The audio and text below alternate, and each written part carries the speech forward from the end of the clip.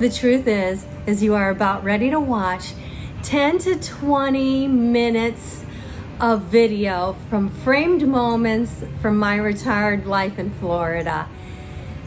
These are just snippets from my time here captured on camera.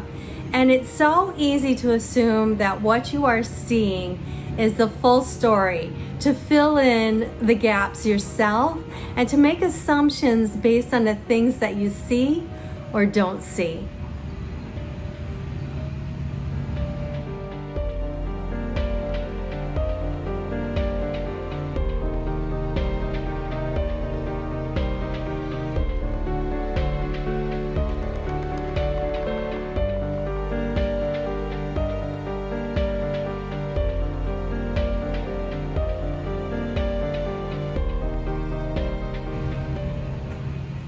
So I live here in a 55 plus community in Florida, and I've been here about 10 years.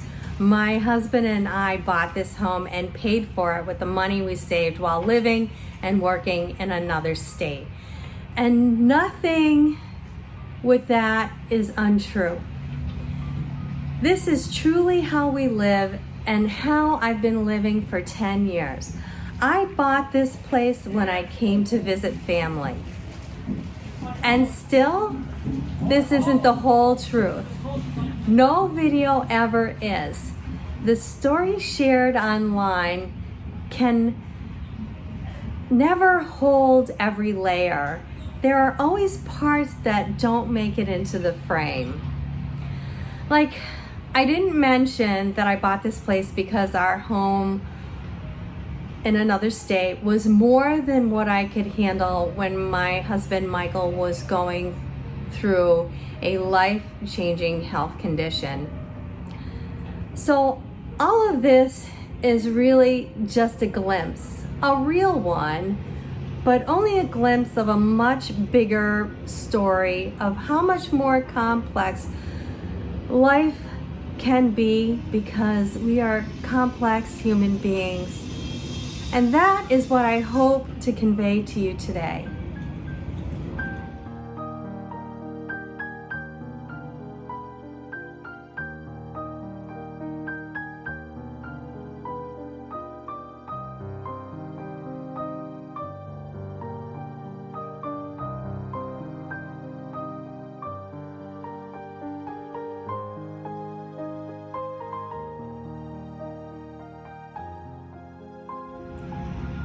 It's been really dry lately, and the ponds in our community are getting really low. We even have an alligator that is looking for more water, and I do hope it rains soon. Well, I have quite the addition in my life. It's a container garden. It's been in the works for a few months now. I've been most excited to incorporate this into my mornings because, as you may know, in retirement, there is always a few things happening. Projects that I've been working on that are for me to do and plan for all these little interwoven responsibilities. And I just keep adding more until I feel the need to slow down and take some time to myself. A little nugget of truth would be hard to see online, and that is this year's actually been pretty tough. 2025 is probably the least active I've been over the last few years. There were things in my life that were just not aligned. But lately, I've had multiple friends say, "Diane, you're different these days. You are so much quieter, and I hardly see you anymore." And a big part of that is how I'm feeling in my body and my mind. Mostly what I'm capable of doing. And so right now I am focused on being really active and learning new things and gaining my strength back. It is so much more than just exercise. When people ask about my health, I don't share my personal issues Some people do. I just keep it to myself. I figure there are people out there that are way worse than I am.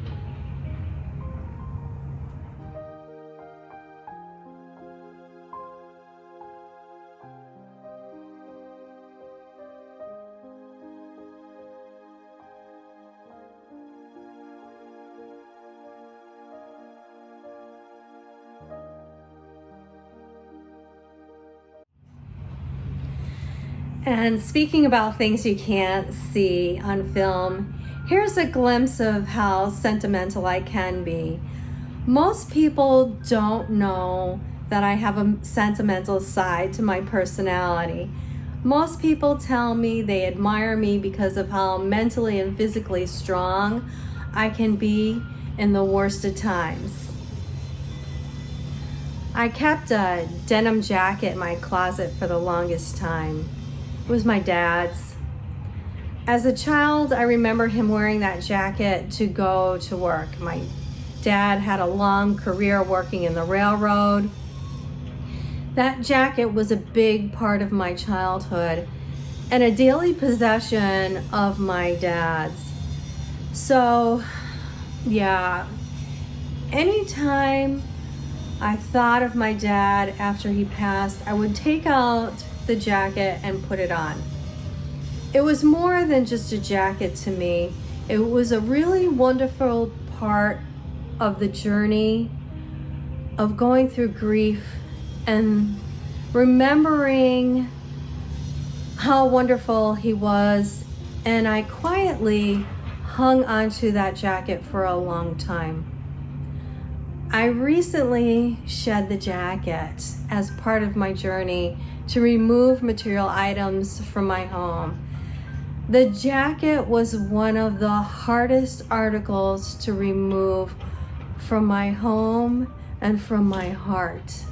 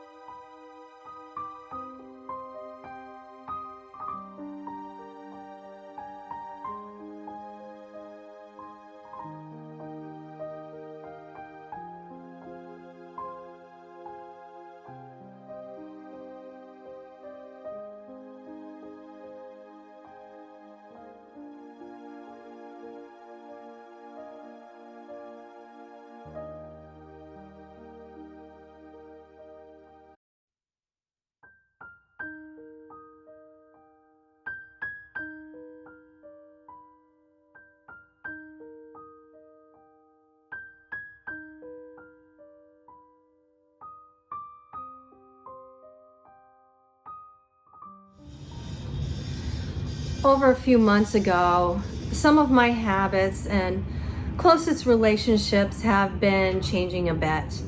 There were some changes and some shifts, and in this case, in dealing with people who stressed me out, I had to create some boundaries. It got so bad that I was having heart palpitations when I was around certain people. And to add another layer, I started experiencing some additional health issues. At first, I thought it was just a part of aging. I had to go through some biopsies and some tests, and it's really a female issue. And I know that I'm not the only female that experiences these types of problems. So I stay active, I eat well, and I like to keep moving. It takes my mind off of it. Telling everyone won't change, so I try not to worry or stress out about something I just can't control. This is a part of my retirement life that I've chosen to keep mostly private, and it just feels like one of those journeys that's best shared with people who truly have an understanding, who know the weight of health issues and understand all the emotions that it takes, the way that your body and mind have to be in sync. I think sometimes that's why I don't talk about it much here on YouTube, and I don't plan to, because it's something that feels really sacred, and often this crazy internet world doesn't always make space for the nuances of something like this. Now, if you told me I would retire early, I don't know that I would have believed it, and I am so glad that I did. No regrets. My interest and passion in new skills and connecting to retirement in this way has been such an evolution, and that evolution is absolutely impossible to capture on camera. It's almost impossible to explain, even because it comes from years of holding on to different beliefs and shifting perspectives and asking questions and being really curious about why people do things a certain way, and especially stepping outside of my comfort zone, especially being in front of a camera. And yet, I think without stepping outside of one's comfort zone, people can become really stagnant and really rigid in the way that they think the world should be. And I guess regardless of what I'm able and willing to capture on camera, I hope that I can continue to have this curiosity and grow into a version of myself that feels really aligned to my aging life and retirement. In short, a lot of the curiosity and facing things that I don't understand has led me here to being really passionate about my years ahead. And now I have a budget, and now I help my husband with routine stuff around the house, and I even enjoy more adventures these days.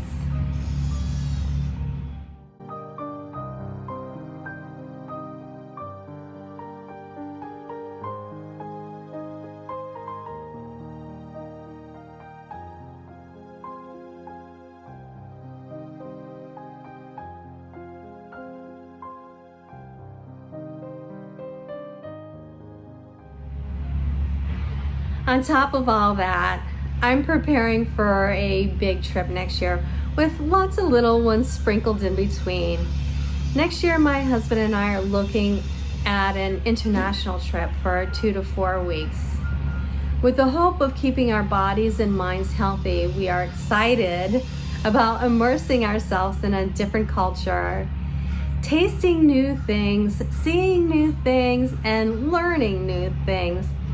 I don't share a lot about my travels or my husband, but maybe someday I will, because that one feels really good.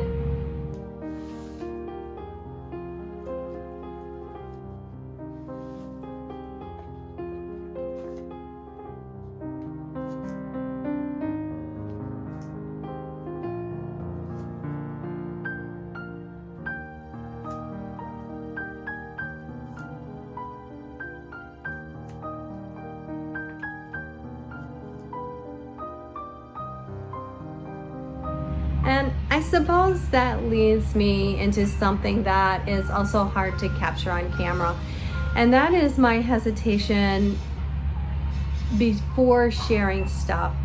Not because it's not true, but like, what if I change my mind? Or what if I make a mistake and show something that I shouldn't? Or what if I say something that offends someone? I would not want that to happen. The internet just moves so fast, and my life doesn't move fast, it moves slower. So sharing in real time can make me feel like I'm trying to narrate a story that I haven't even finished writing yet. But at the end of the day, we are really all the same. Just humans trying to be the best that we can with what we know while we're in the day that we're in. Obviously, my husband is a very important person in my life. So I'm not alone in my home, and it probably seems like I'm alone most of the time. And sometimes that's the truth. And I genuinely love my husband. I simply adore him. He fills my heart up in ways that nothing else can.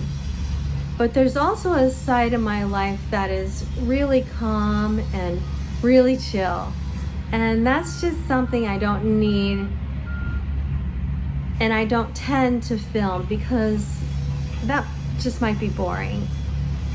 Or some of the best moments are on the weekends when we visit friends, or when we head into town and we get a drink and we listen to a band, or I do something spontaneous with my husband. And I don't usually film that either, out of respect for those people that I am with. So when I'm not filming, I try to be fully present in whatever I'm doing or with who I am with. Otherwise, I never get any rest, especially the rest that I need. So whether it's a quiet night alone or a full day with people that I care about, it often feels really good to keep some of those parts just for me. So if it looks like I am always by myself, just know that it's mostly not true, and there's more happening than what makes it on the camera. As I mentioned earlier, there are moments which I would typically not film, not because they aren't important, but because they're not exciting to watch. And there are hours of me doing things like sweeping and mopping and vacuuming the floors and doing the dishes and the laundry and researching new places to travel and my budgeting and responding to emails and editing for hours, making appointments, planning content, and doing computer work that just never seems to end. But there are entire days that will disappear, and there are hours that don't look like much on video. But they're exactly what makes this retirement life function. So it's rarely pretty or cinematic, and all that is just to bring attention to the fact that you mostly see the pretty cinematic things that are worth capturing on camera and worth sharing. The inspiration behind sharing a lot of this is because I know how easy it is to romanticize someone else's YouTube life. To see all the cinematic moments and the highlights, and just to imagine that it must always be like that for that one person. What I want you to know is that the real retirement magic isn't in chasing someone else's most beautiful life. It's the one that you are currently experiencing right now. My goal is to inspire individuals to chase their own dreams, to break down those limitations and live the life that you truly desire. Thanks so much for watching and spending time with me today, and bye for now.